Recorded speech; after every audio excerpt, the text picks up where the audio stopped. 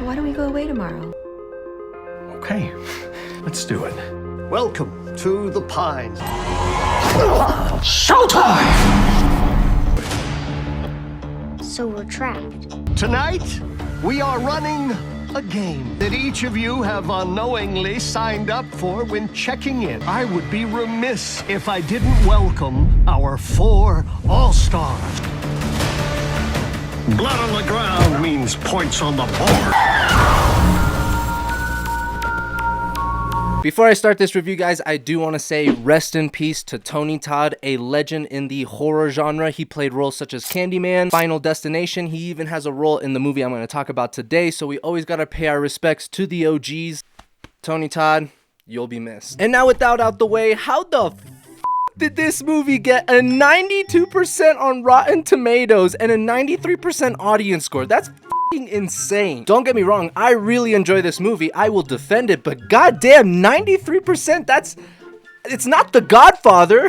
I got my phone right here so you can see I am not lying to you guys. 93% on both ends. Like, what the actual is it because Tony Todd died that the scores went up out of respect? Like, comment below, like, what?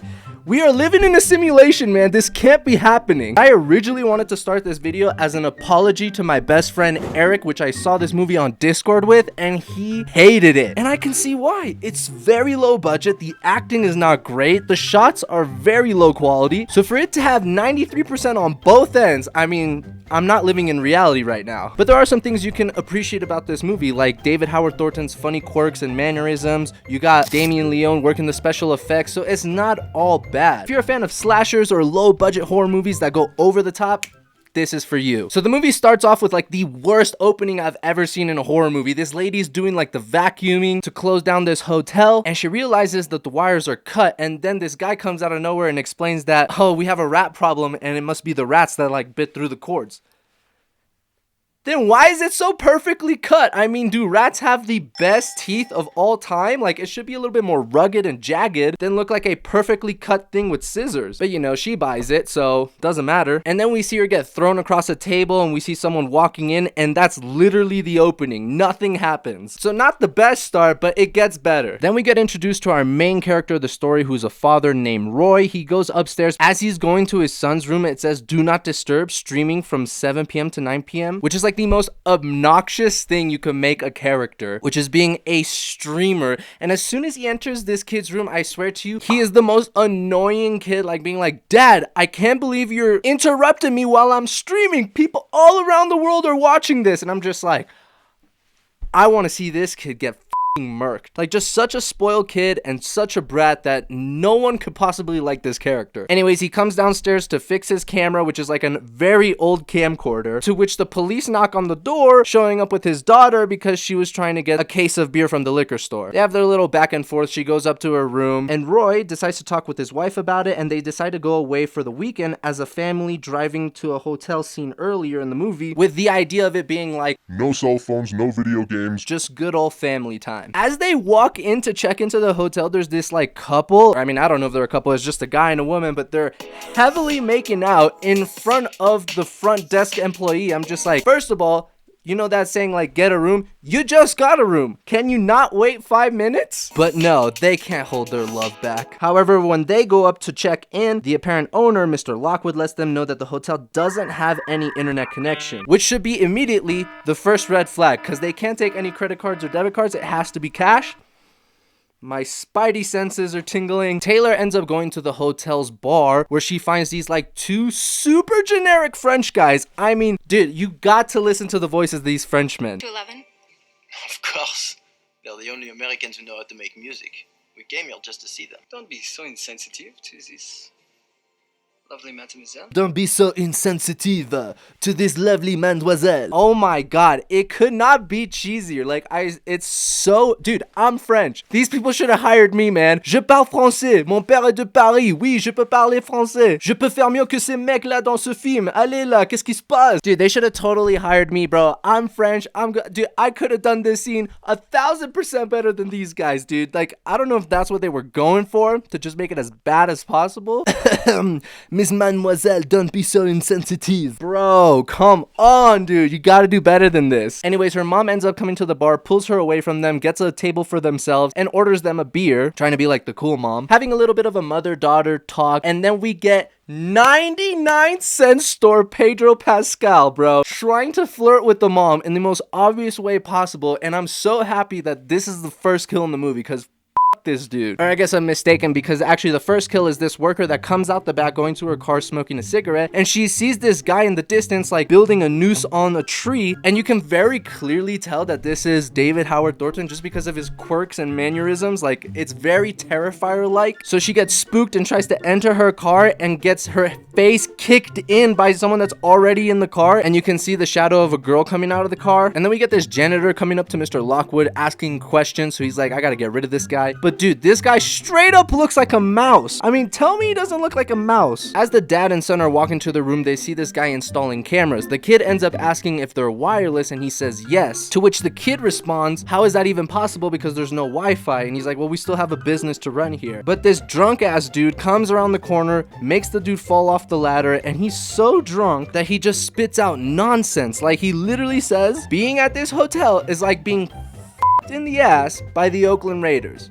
Not my words. And then he just so realizes there's a little boy there, so he stops acting drunk a little bit and just walks away. And we cut back to Mr. Lockwood, who brings the mouse man to this like room and knocks him unconscious with like the fire extinguisher. The guy who's installing the cameras comes in, has a little bit of an argument with him, but they kind of settle the deal. He pays him for installing the cameras, and the game is ready to go. And then we cut back to the 99-cent store version of Pedro Pascal playing some old retro video games, and he sees at the corner of his eye this guy standing there with a creepy mask, and he's just like, bro, seriously, get the hell out of here. To which he actually goes away. And then we see this massive Bane looking dude smash his head into the video game controller, and then he takes out these cutters where he cuts off the dude's nose, and then a hammer, and just whacks him to death in a pretty brutal scene, if I might add. But Taylor sneaks out of her room while her parents are sleeping to go meet up with the French boys, and one of them is lighting up a joint, to which she says, are you guys stupid? There's like smoke detectors. And he's like, really? So he's like, let's do cocaine instead. Like,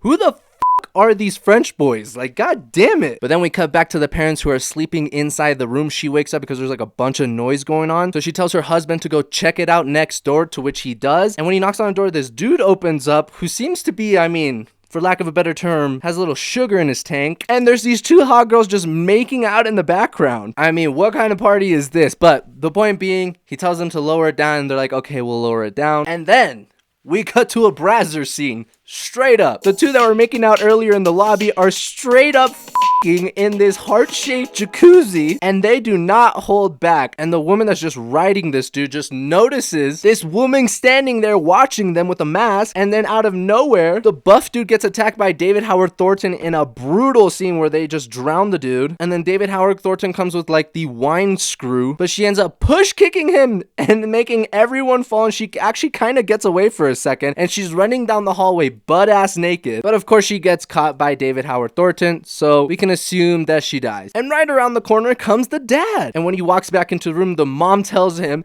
that their daughter just snuck out. So he's like, okay, I'll go look for her. Like, bro, this dad is just like on the brink right now. But the son decides to go with him. When the dad and the son go to the lobby, they see that the owner is not there, and they realize that the doors are locked. Right at that point is when I would be freaking out. I would be like, we need to get the out of here. No debit cards or credit cards. Red flag number 1. Now it's locked. Red flag number 2. No one's there. I mean, how many red flags before you're like, I'm a dumbass? But we see this guy that's just standing in the background, was pretty cheesy, and he just walks away. And the mom, who's still in the room, gets a knock at the door, and it's the dude with the creepy mask just staring right at her. But he walks away, so she just goes back as if nothing happened. But she hears some noise, and she goes back to the door, and the door is open. Then we cut back to the father and son. I gotta say, bro, there's so many going back and forth that it's a headache at some point. But he's knocking around people's doors asking if they saw the daughter, which is probably the dumbest idea, because like, if they're in their room, unless she's in that room, how would they have seen her? Unless they're walking, I mean, I just think it's a stupid idea. But nonetheless, this is where we get to meet another 99-cent store version of Danny Glover. Bro, this movie you gotta give it to it with the 99-cent store version of these actors. But he ends up telling the dad that the French boys are the room right next to him, but that he did not see his daughter. But he also realized that the building is locked because he wanted to get out to smoke a cigarette. So the scene literally ends with him just being like, F it, I'm just gonna light up in here, and he takes out a cigarette. We finally cut back to the mom, and this guy just comes from behind trying to choke her, but in a moment of self-defense, she grabs a pen and just like hits him in the face with it and throws some cups of glass right at him, and then he just throws a knife right to her spine, bro, and then takes a barbed wire and then just gets her in the neck and just starts like flossing it. It's brutal. We cut to Taylor and the French boy making out on the rooftop, and she comes up with the brilliant idea of, let's just book it and get out of here. And the Frenchman has no idea what she's talking about. She's like, well, let's go to that concert that you were talking about earlier because I really want to go. And he and his friend have a ticket to it. And he's like, you know what, screw it, I'll just give you his ticket, let's go. If any of my friends are watching, if we have bought tickets to a concert and you dare give it away and just ditch me, we are not friends anymore. But I guess everything is timing in life, because due to the circumstances, the fact that they get out is like they got scot-free from this bad situation. Anyways, the mouse dude wakes up from being unconscious, and this guy takes out this weird ass knife and just stabs the dude to death, and then stabs him in the ear. And then we see the father and the son going back to their room because they couldn't find the daughter, and he could tell as he opened the door there's blood on the handle, so there's something wrong. He tells the son to go and wait outside. And this scene, I'll give it to my friend Eric, has some of the worst acting I've seen in my life. He sees his dead wife and he's trying to be all like sad about it, but you can just tell this is not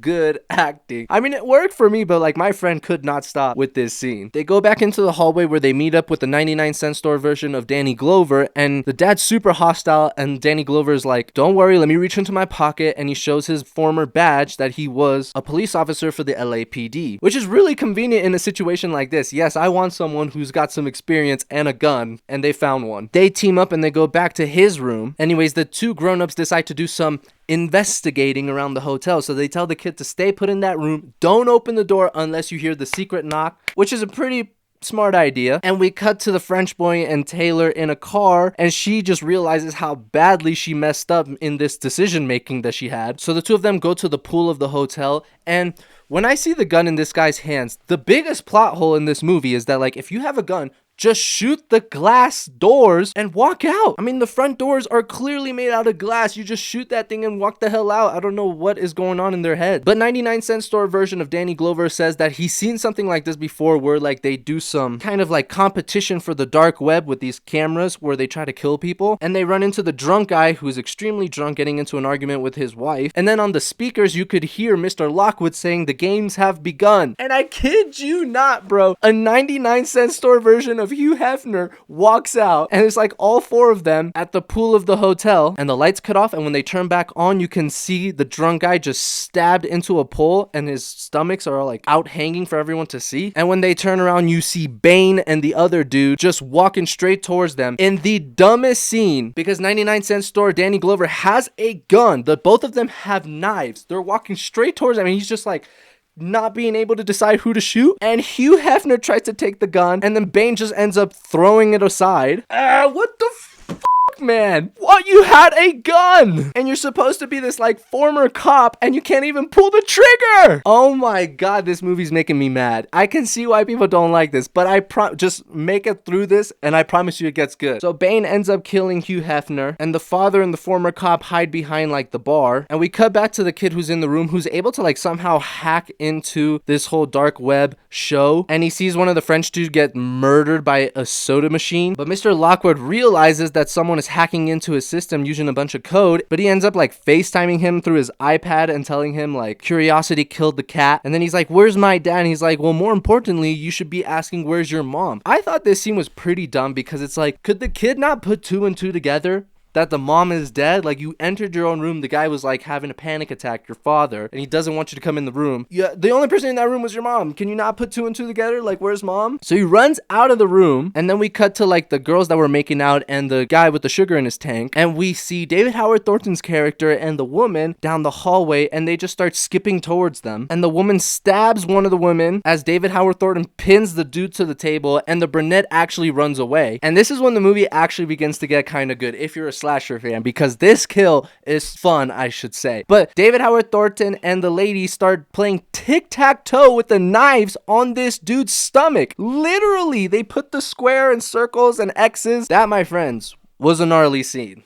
I'll give it up to this movie. But the brunette runs into the kid who ran out of the room, and then they run into the number 1 player guy, and they start to run away, to which they go to the elevator, and she's trying to push the buttons, and she turns around screaming at this dude, and when the elevator door opens, guess who's in it, bro? The lady behind it. I thought that was a pretty cool scene. So she's like choking her out as the elevator door closes, and the kid starts running away. As we cut back to the father and 99-cent store Danny Glover, the father takes the gun, which I thought was great, because it's like, bro, we can't trust you with the gun no more. Like, you literally did not pull the trigger. I'm in charge of the gun now. The brunette that got away is actually able to kill the lady with the fork, stabbing it into her neck. And the brunette is actually able to like crawl out this like mini window in the basement of the hotel and go outside. When you think she's scot-free, we see SCP-049, the plague doctor, just chop her head off with the shovel. I forgot to mention though, earlier in the movie, that woman we get to see thrown across that table, she gets actually killed with a screwdriver by the plague doctor. So it's not the first time we see him in the movie. That's my bad. But the father and Danny Glover go back to the room and notice that the son is not there and get attacked by Bane, and Bane is just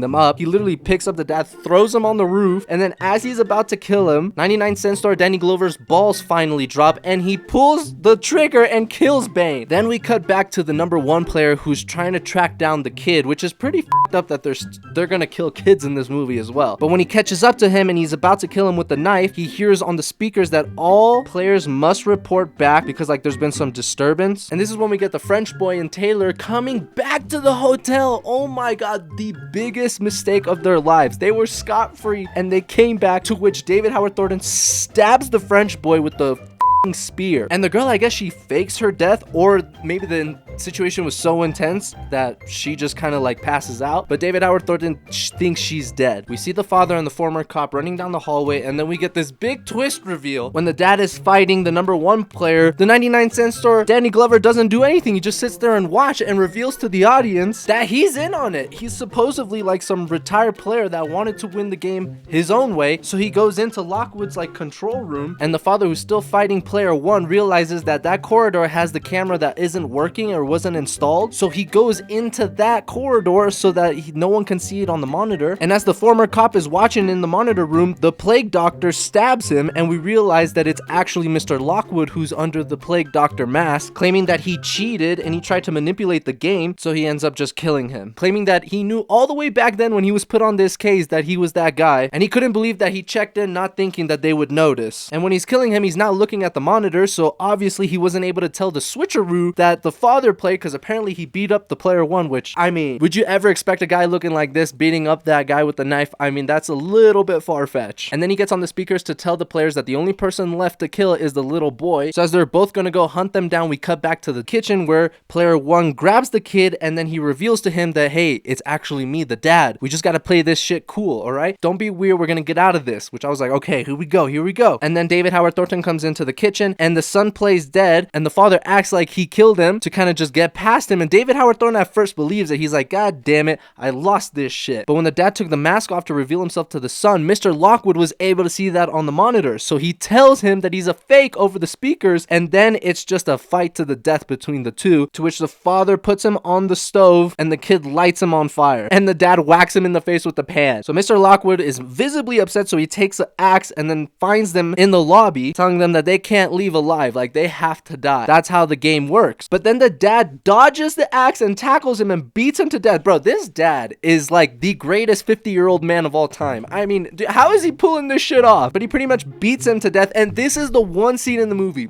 I'm telling you, the one scene, there's a couple cool kills that are enjoyable, but there's one scene in the movie that's legitimately good. Like, legitimately, it caught me off guard. I was like, damn. And it's this one, because he's having this heartfelt moment with his kid, like, we finally made it out, and bam, he gets stabbed in the back with the spear from his own daughter, because the daughter thought, since he was dressed as one of the killers, that he was one of the killers. Bro, hats off, man. That was good. Even my friend Eric, who hated this movie, was like, bro, this was good. This was a good ass plot twist. Like, no one saw that coming. That was a real ass moment in the movie. Hats off to that was good. And it's not Hollywoodish. He actually ends up dying. But Mr. Lockwood is not dead. Pins the daughter to the wall, but she knees him in the nuts, grabs the axe, and chops his head off. And then we cut to them in the ambulance as if everything is okay. But then one of the guys in the ambulance looks at his phone and it says he's got a big win. So he was in on the streaming game. And then we get the famous cameo by yours truly, Tony Todd. Rest in peace, my man. But this is a great cameo at the end of the film where we see that he's like one of the hosts of the show, giving this like creepy speech at the end before the car explodes and he walks away smoking a cigar like a badass. That's a great way to go out, my man. That's a great way to go out, Tony. But if you stay after the credits, there is actually a post-credit scene that I think is worth watching. There's some girl running out of the movie theater and we see some guy just killing these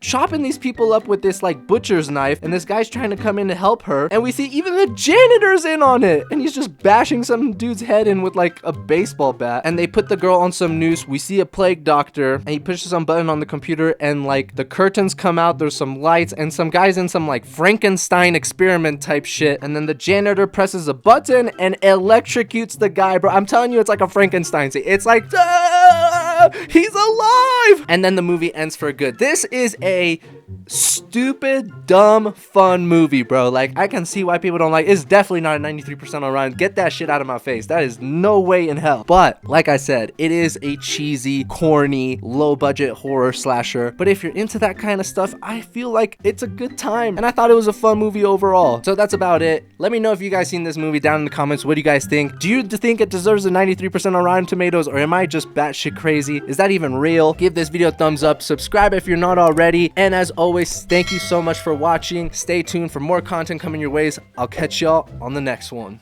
Peace.